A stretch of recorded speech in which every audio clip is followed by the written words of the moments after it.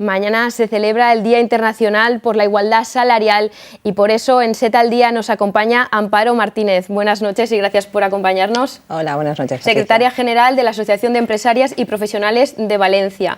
¿Qué objetivos tiene la asociación? Bueno, pues entre los múltiples objetivos que tenemos, fundamentalmente está el empoderar a las mujeres y hacerlas visibles en los espacios económicos, que es donde nosotras más incidimos en el día a día con nuestras actividades. Decíamos al inicio que se celebra mañana el Día Internacional por la Igualdad Salarial. Vais a instalar una mesa en el Ayuntamiento. ¿Es un día de celebración o un día de reivindicación? Es un día de reivindicación. La verdad es que desde los comienzos, porque este día... Bueno, pues fue aprobado como día por el Consejo de Ministros en la época de Rodríguez Zapatero, en el 2010. Nosotros ya habíamos iniciado la reivindicación un año antes, aquí en Valencia, en el 2009. Sí que es verdad que siempre nos han preguntado lo mismo, es el día por la igualdad salarial, es el día para la igualdad salarial, es un día de reivindicación, realmente es un día que a nosotros nos gustaría no celebrar. Esa es la conclusión que te puedo decir. En esta década, porque me dices que en 2009 ya estabais celebrando, entre comillas, este día, ¿han cambiado las cosas? Muy poco. La verdad es que han cambiado relativamente poco en cuanto a datos estadísticos. Sí que es cierto que en el 2013 hubo un porcentaje, o sea, la brecha salarial alcanzó su máximo porcentaje, que fue alrededor de un 24%.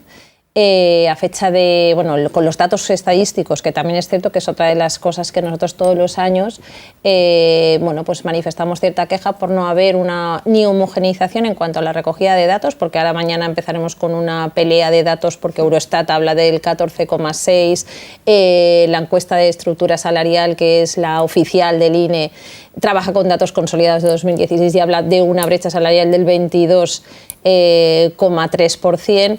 Entonces, claro, sí que es cierto que en el 2013, como te empezaba diciendo, llegamos a un 24%. Estamos en un 22,3% a nivel nacional, por eso te digo que han pasado ya 10 años y como verás, pues tampoco se han conseguido demasiados avances. Es cierto también que faltan muchas medidas más a nivel legislativo que obliguen, ¿vale? No como hasta ahora, que se hagan las recomendaciones que eran aconsejables, que bueno, pues han quedado un poco en agua de borrajas. Me hablabas tú de ese 22,3% aproximadamente según el INE. ¿Cómo valoráis este dato desde la asociación? Un dato, como ya te puedes imaginar, catastrófico. O sea que nosotras, insisto, como te he dicho al principio, que lo que nos gustaría es no estar aquí, o sea, no estar mañana en la puerta del ayuntamiento. Es un dato que, bueno, pues que sigue constatando una realidad que responde también a un problema estructural que hay en la sociedad, porque nosotros hablamos de la brecha salarial, luego tenemos la mayor manifestación de la desigualdad, que es la violencia de género.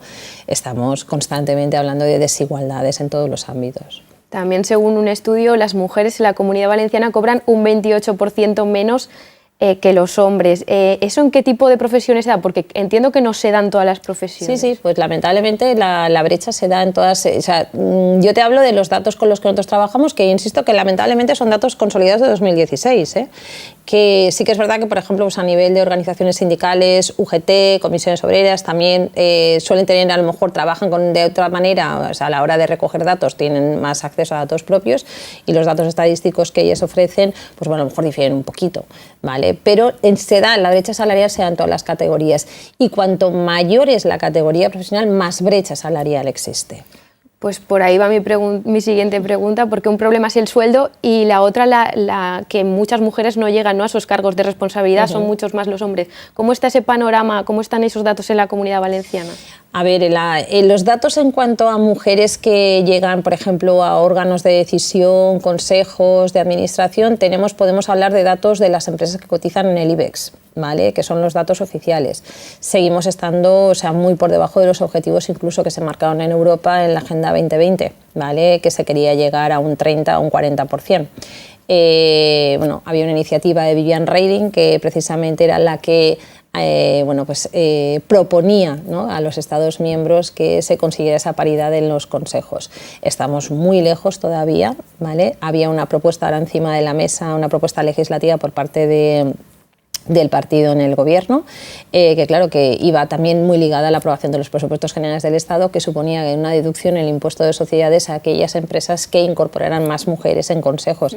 Bueno, pues de momento eso se ha quedado ahí en el camino. Vale, desgraciadamente volvemos a sufrir nosotras medidas que, bueno, pues de alguna forma pensábamos que íbamos a conseguir algo de progreso y nos quedamos ahí otra vez. Mañana en esa mesa vais a recibir a 2 conselleras, si yo no me equivoco, Vivienda y Sanidad, el alcalde de Valencia, representantes de partidos políticos como el PP, Ciudadanos, también me consta que Salvador Navarro de la CEP. ¿Qué les vais a pedir? Simplemente, o sea, un mayor compromiso, ¿vale?, en la adopción de medidas a la hora de tratar de combatir la brecha salarial. Ten en cuenta que a nivel organizacional, por ejemplo, en las empresas, y bueno, hemos visto la iniciativa del ayuntamiento, que estaba presente con Cristina Moreno, que es la directora general de Trabajo. Precisamente a nivel de Generalitat, la Dirección General de Trabajo vela porque en los convenios colectivos, ¿vale?, no se produzcan esas discriminaciones. Evidentemente, cualquier tipo de discriminación es inconstitucional, pero sabemos que por la vía de la negociación colectiva muchas veces se intentan colar indirectas, ¿vale?, que es para ello, para lo que está, entre otras muchas cosas, la Dirección General de Trabajo, ¿vale? Nosotros lo que les vamos a pedir es que aborden desde los ámbitos competenciales que cada uno de estos partidos políticos, organizaciones sindicales, organizaciones empresariales, que aborden de una vez por todas, o sea, medidas que tiendan a paliar esa brecha. Porque me decías durante la entrevista que no es cuestión de proponer propuestas, sino de legislar. De legislar, sí. O sea, de hecho, los países que más han avanzado en reducción de brecha salarial, ¿vale?, en el caso, por ejemplo, alemán, se aprobó una iniciativa legislativa, todavía una iniciativa legislativa que ya es una ley en estos momentos, que obliga a las empresas a hacer publicidad por grupos profesionales de las retribuciones. Es una forma, ¿vale?, de que a la hora de negociar cualquier persona, en función del grupo profesional al que va a pertenecer, sepa cuáles son los rangos de retribución. Una manera, ¿vale?, es una medida que ya está legislada en Alemania. Hay otros países que van más allá. En el caso de Islandia, por ejemplo, que lo que va a hacer es inspeccionar a aquellas empresas donde, bueno, pues tras el análisis de los grupos salariales de sus empleados, si ven que hay una discriminación salarial, no recuerdo ahora exactamente cuál es el porcentaje, pero tienen una capacidad sancionadora y de multar a esas empresas. O sea, que hay diferentes iniciativas, pero siempre por la vía legislativa. Pues muchas gracias, Amparo, que mañana la jornada sirva de algo, ¿no?, tenga eco y que se pongan sobre la mesa esos datos, que por cierto invitáis a la gente a que lleve una prenda roja, sí, ¿no?, para visibilizar. Rojo. Sí, porque inicialmente yo ya vengo institucional, porque originariamente fue la reivindicación surge en Estados Unidos y iba asociado a un bolso, no porque sea una prenda que a lo mejor se asociara más al género, a nuestro género, sino porque era un bolso de color rojo, porque el rojo significaba las pérdidas, el color de las pérdidas cuando estamos hablando bueno, pues de magnitudes bancarias o financieras. Pues gracias, y que un día esta jornada no se tenga que celebrar como tú has dicho. Gracias. Exacto, gracias a ti, Patricia.